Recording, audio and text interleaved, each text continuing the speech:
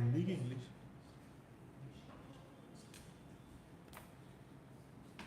Hello, listeners. I think we have a lot of audience from YouTube, Instagram, and also some people have joined through the advertisement which we did on LinkedIn. So, welcome all. I think this session would be very interesting, wherein I expect it to be more interactive, where I would answer your queries as well related to the budget which came on Saturday, as well as your investments. Markets have not been kind in the last 1.5, 2 months, so I think a lot of queries are likely to pour in about your investments, be it sector specific, be it stock specific. I would love to answer all your queries. So the main point to discuss today is how was the budget for FY 25-26 and what would be the impact on the overall economy as well as the broader market sentiment. So I think the union budget which was presented on Saturday was in line with what the NDA government has did in the last 10 years. So I think the budget ticked most of the right boxes, be it reviving the economic growth, be it maintaining the fiscal glide path and moving towards the fiscal deficit target of 4.4% in FY 26, be it reviving the agriculture, be it giving more money into the hands of the people through tax cuts. I think the budget overall handled all the facets of the economy very well, and it did not tinker much on the things which were expected by the market on the negative sides, on the negative side especially, be it STCG, be it LTCG, be it some kind of more tax on the FDI, FII flows. I think all those were more of a balanced approach in the budget.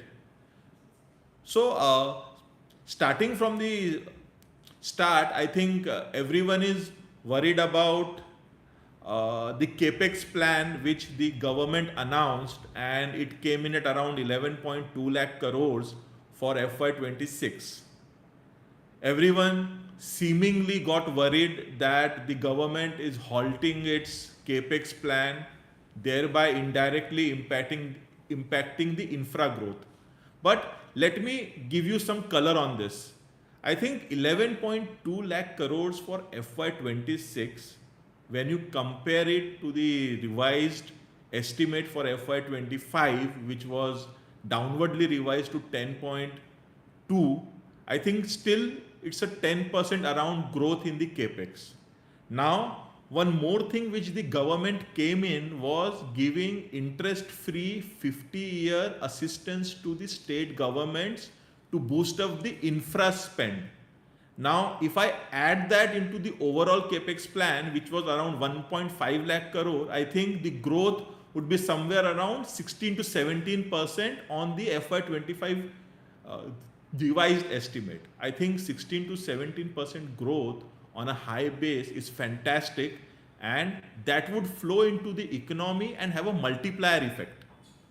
Now, let me break down this more to convince you that the market, which was a little worried about capex, I think, as we all know, when we started in April 2024, our new fiscal year, I think it was more of an election headwind which slowed down the overall capex. So for the first 6 to 7 months, I think the capex spending was very, very slow, be it election, be it the summer heat wave, or be it the prolonged monsoon in some parts of India. I think the real capex pickup happened post mid November. So if I want to give you one piece of information, in December, the monthly capex plan somewhere stood around 1.3 to 1.4 lakh crores. Now, the government at the around mid Jan or towards end of Jan stated that they intend to bring back the capex plan and spend around 3.5 to 3.6 lakh crores in the last 3 months of the fiscal year 25. Now, if you add this 3.5 in the last 3 months of FY25 and 11.2 for FY26, it roughly comes for 97,000 crore per month for the next 15 months. So from January 2025 to March 2026, I think the capex would be around 97,000 crore per month on an average. I think in the past 10 years or since our independence, we have not seen such kind of a run rate on a consistent basis on a monthly 97,000 capex plan. So I think the worry around capex is, I think, if you read between the lines, you would be more confident that the capex is here to stay, and the numbers on the face of it did not look very nice, but if you read between the lines, the numbers were really good.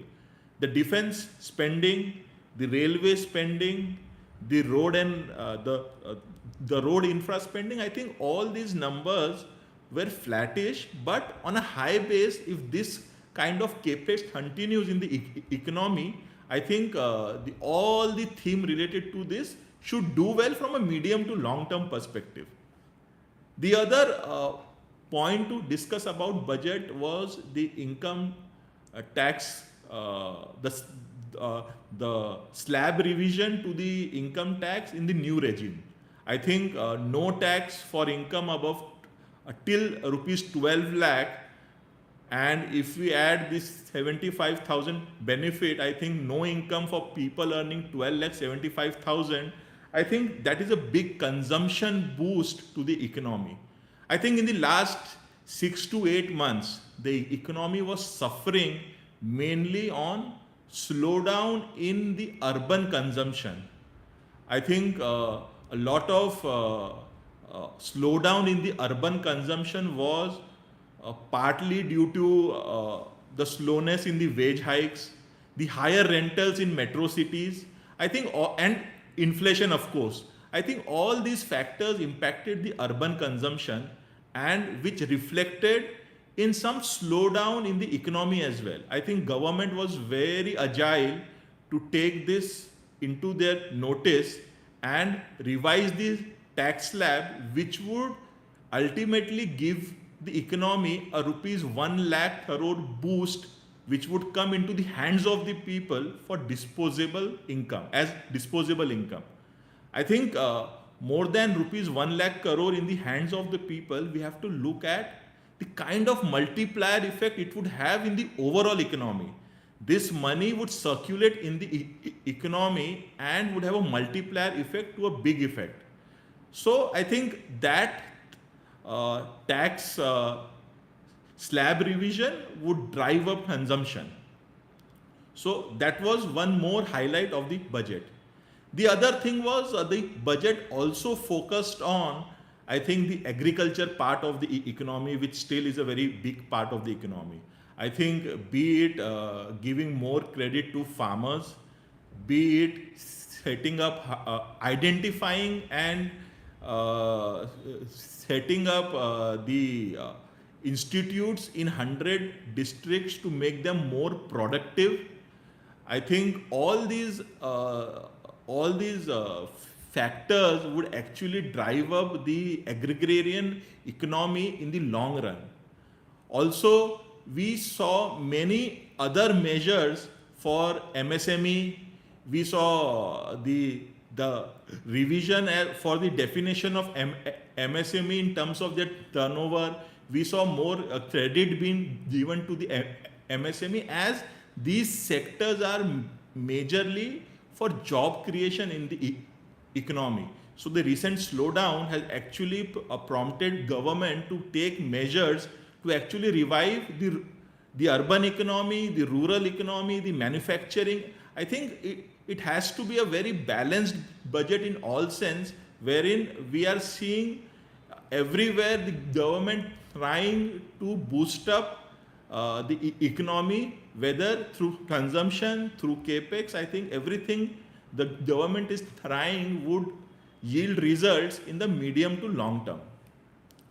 Now, I think also what is the real impact of the budget on different sectors? So I feel I would start first with FMCG. I think we saw an instant spike in almost all the FMCG counters once we saw the revision in the tax slabs. But my sense is that FMCG, though saw some knee-jerk reaction to the announcements, but I feel the consumer discretionary basket looks much more juicy as compared to the consumer staple basket. I have my own reasons to believe it. The first reason is I feel consumer discretionary on a fundamental basis is provides much more valuation comfort vis-a-vis consumer staple names. Secondly, when you have higher disposable income, I think people go out and spend more on the consumer discretionary part. I think the kind of consumption we would have from the consumer staple would more or less be limited, but the additional money would go towards consumer discretionary, be it consumer durables, be it hospitality, be it leisure, be it QSR, be it select jewelry. So I think all these themes are much better placed from an earnings trajectory over the medium term vis-a-vis the FMCG. So I think the first booster for markets and specific sector would be consumer discretionary. Second, I think banking would also see traction as uh, due to all these efforts being taken by the government in the budget, I think the economy would start showing signs of improvement in the next 1 or 2 quarters. So I think as and when the economy improves, I think banking sector is much better poised to track those improvement in the economy. And uh, at the current juncture, I feel the banking sector stocks are very attractive in terms of valuation, and the large private banking names offer much more comfort vis-a-vis mid and small private banking space. Apart from this, I think everyone has the PSU theme in their mind. They feel whether after the budget the PSU theme would work or would not work. I think most of the investors in the last 3 to 4 years have taken up a lot of railways, defense, and to some extent power stocks as well. Because the kind of run up all these stocks had, I think everyone jumped into the wagon of all these three sectors. Now, after the budget, my sense is that amongst these three, at the current juncture we are standing, defense offers much more comfort vis-a-vis railways and power. So I think the primary reason is the kind of correction defense has seen from the top, and with the defense secretary recently humming on television and saying that they have given an order book of around 1.2 lakh crore in FY25 till now, and they expect this order book which was given by the government to cross 2 lakh crores by March end. I think with around 2 months to go, and still the government is expecting to give an order book of 80,000 rupees, I think that would be a big trigger for the defense sector stocks from here on as well. So I think there are few names which I would name towards the end of the session, which looks very attractive from a medium to long term perspective. So I think the overall budget, I think I have covered most of the things. I think for me, I would give it a 9 on 10 in terms of the overall budget. Why a 9? Why not a 10? I think my reservations is more to do with the kind of expectations which the market had, at least in terms of giving some respite to the FIIs, to the equity investors. I think that did not come through. So I think that would be only point which I think would be a slight negative for markets. I think rest, I think government had tried to do everything to attract both the domestic investors as well as the foreign investors. The kind of they have raised the FDI limit in insurance to 100%. I think that is a signal to the foreign investors to come in. They have reduced the custom duties. The overall custom duty, which was around 11.6%, has come down to around 10.5, 10.6%, which is again an indication for foreign investors to come in and invest in India. So I think government has taken the measures, and I think that should work out in the next 6 to 9 months, and you would see the economy again coming back to its own color. And I think a 7% kind of a growth trajectory for India is quite achievable in the long term as well. So that's about the overall budget. Now I think everyone also wants to understand what is next for our Indian equity markets. So I think that is a very that is a question, I think, which I get very often, especially after the last 1.5, 2 months kind of a drawdown which we have seen in equity markets. So I think we need to understand why have markets reacted in such a way. I think there are majorly three, four reasons. I think the kind of earnings slowdown we have seen in the first 2 quarters of FY25 in the corporate earnings, I think that has made investors a little worried, because the valuations across the market, be it large cap, mid cap, small cap, were running way ahead of their fundamentals. And the earnings which came in the first and the second quarter did not boost up the confidence that these valuations are justifiable by the kind of earnings which these companies have given. Also, I think when we entered into the third quarter, I think at the end of the second quarter, most of the investors believed that H2 of FY25, that is the third and the fourth quarter, would be blockbusters as compared to the H1.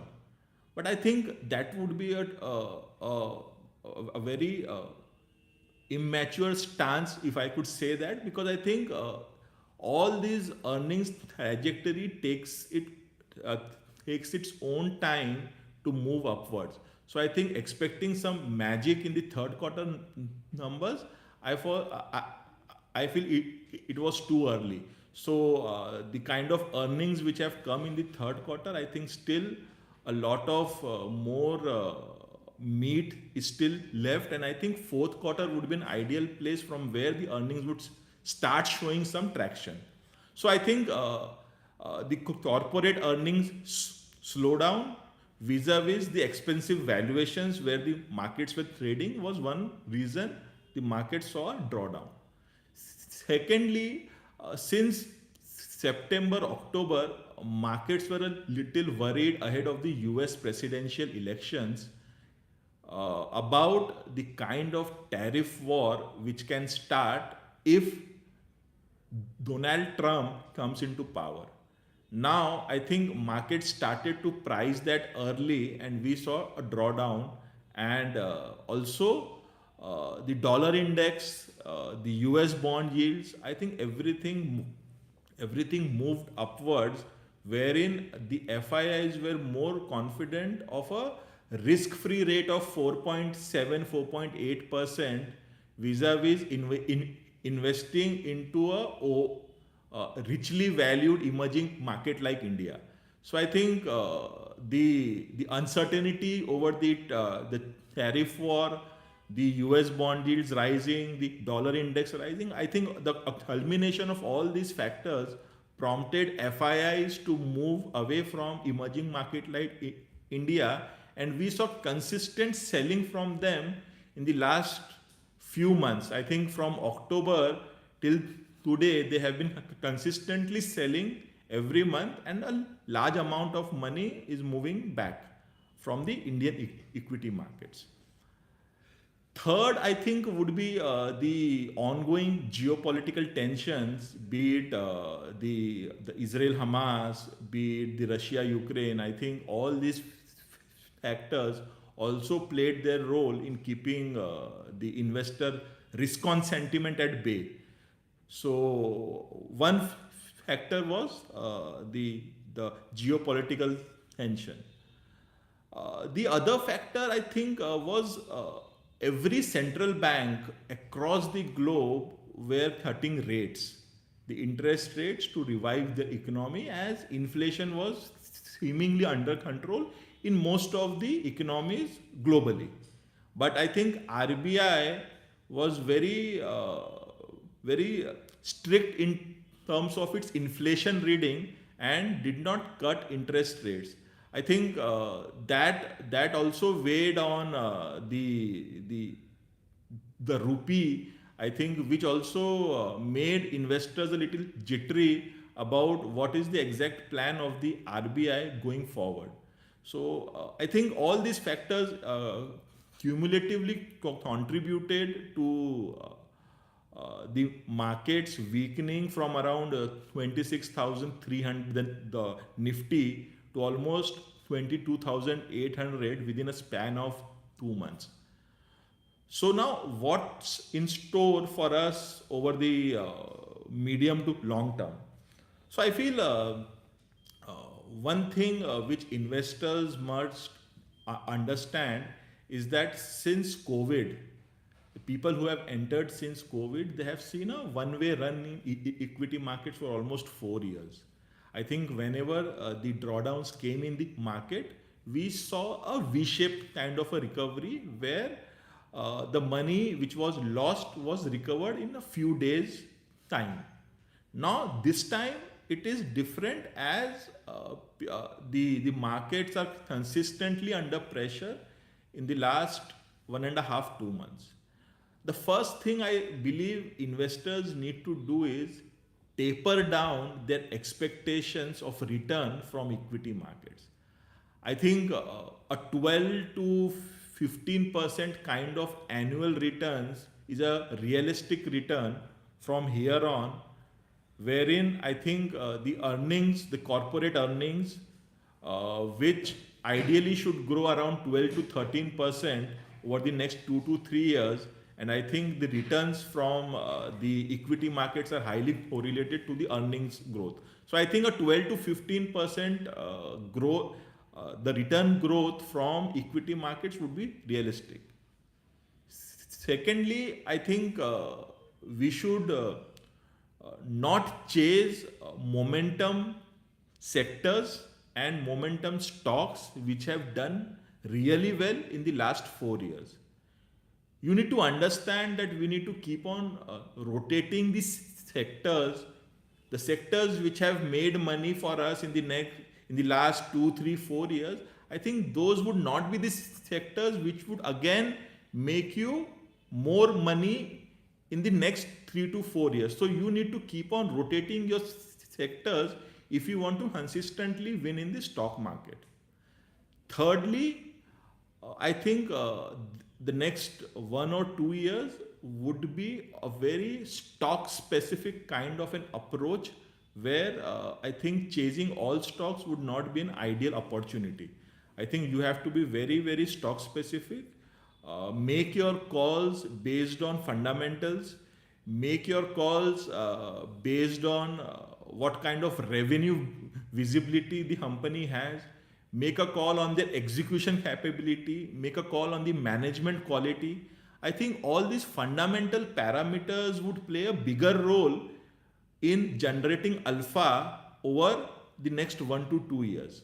So I think broadly, I think the strategy of the past 4 years would not be an ideal way of approaching the markets in the next 1 to 2 years. So from here on, my sense about markets is that in the short to medium term, I think Nifty has made a bottom around 22,800 kind of a levels, and I feel that from here on, large caps especially looks more interesting rather than mid and small cap space. I think the valuation in large cap, be it uh, banking sector, uh, be it oil and gas to some extent in terms of reliance. I think all these pockets have become a little cheap vis-a-vis their historical valuations. I think most of the large caps on a fundamental basis and valuation basis looks a good bet from a 1 to 2 year perspective. In the large cap space, the pocket which looks very interesting is the large private banking space. I think the names like Axis Bank, ICICI Bank, HDFC to some extent. I think all these three banks, the major private banking banks, are looking very attractive from a risk reward perspective over a medium to long term.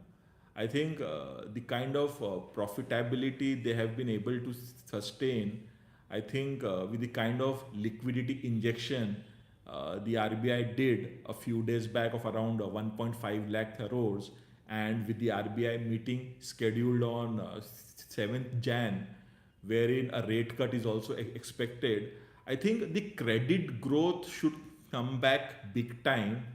And with all these banks expanding their branch network at a very meaningful pace, I think deposit accretion would also be moving in an upward trajectory. So I think though you would see some compression in NIMs due to a rate cut, but I think the credit growth would take care of the net profit of all these large cap banks. Also, I think the kind of stress we are seeing in the microfinance asset class, especially, I think all these larger private banks have seen various business cycles. So I think these are well placed to address any stresses which can come in future across their portfolios as well. So I think the risk reward looks very very favorable for all these big names in the private banking space. The other sector which looks interesting to me is the cement sector. I feel in the first 2 to 3 quarters of FY25, the numbers of third quarters are still humming for some cement companies. I think the first 2 quarters have been very weak for these cement companies. One factor is obviously the seasonality effect which comes in, but I feel more than seasonality, the election effect played its role, and we saw suppressed top line as well as the bottom line. I think volumes were not coming up, and the pricing was also under pressure. But I think from here on, with the kind of the push which the government is giving towards capex, I feel the demand for cement would improve, and that would be visible on the volume growth, especially from the fourth quarter onwards. So I think volume pickup would happen, and also most of the cement companies have taken a price hike in the December month. So I think that would also flow into numbers in the fourth quarter. So I think from a cyclical perspective, I think we are at the bottom of the cycle, as far as cement is concerned, and from here on, I think cement space overall looks very interesting from, again, from a medium to long term perspective. So if someone is willing to hold their stocks for at least a year, I think the names like Ultratech Cement, Ambuja Cement looks very interesting to me at the current levels and can be bought from a 1 year perspective.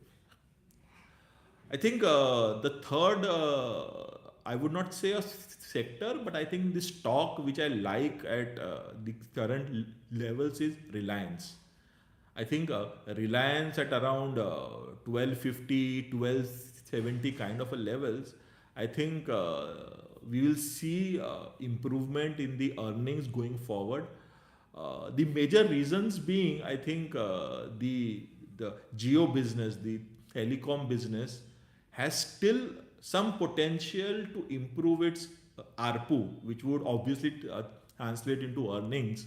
So I think there is still some steam left in the kind of ARPU which Geo is generating at this point in time, and the kind of market share it has been consistently garnering, especially at the cost of Vodafone Idea. I think you would see some further earnings traction in Geo business. Coming on to the retail business, I think most of the groundwork has been done. The kind of retail stores which needed to be set up, I think most of it has its feet on ground. So I think a larger part of the capex is behind us, and from here on, we would see more of sales coming through different stores. And I think my sense is now for retail sales, festival is not an occasion to buy. I think that happens all around the year now. So I think the seasonality effect which we usually see in the retail business, I think that would not be so much evident on the retail business of Reliance, and we would see that earnings of the Reliance retail also showing some improvement. The main pain point why Reliance was not performing was the O2C business. I think the kind of margins were under pressure, especially the refining margins, which were not up to the mark. I think they improved towards the fag end of November and December, but I think again we have seen some dip in early January. So I think O2C business was the pain point, but I think the as far as the Singapore refining margins are concerned, I think we are near the bottom of that. And from here on, the risk reward for the margins to improve is more favorable rather than it going down. So I think the O2C business also should perform well. I think a combination of these three businesses coming together makes Reliance at current levels very attractive. And one more sentimental trigger which may play out in 2025 for Reliance would be the value unlocking which might happen from the Geo business getting listed. So I think that is also one trigger which awaits investors in 2025, and we might also see the retail business being hived off, but I think that is still far away. That would be, I think, in 2026 or 27. So I think a lot of value would emerge from these uh, value unlocking of Geo and retail, with Geo unlocking scheduled in 2025 uh, as well. So I think broadly, I think this is what we like, and we feel that we have made a short-term bottom in markets, and large caps are much more better poised as compared to mid and small caps. If someone wants to play mid and small, I think the best way to do that is be very very stock specific, understand the valuation, understand the execution, understanding the earning visibility. I think that would be a more better way of approaching the markets. So any queries, if you have, I think we would be more than happy to answer those. So you can just go to our website and connect with us through the email ID given in the contact us tab. And I hope that you continue investing in markets, and we would be more than happy to connect with you. We are just a click away. Go to your Play Store app, go to your iOS and just iStore and just download our app and start investing, start trading with us. We are here to be a part of your investing journey. So, yeah, that's all from my side, listeners. Thank you.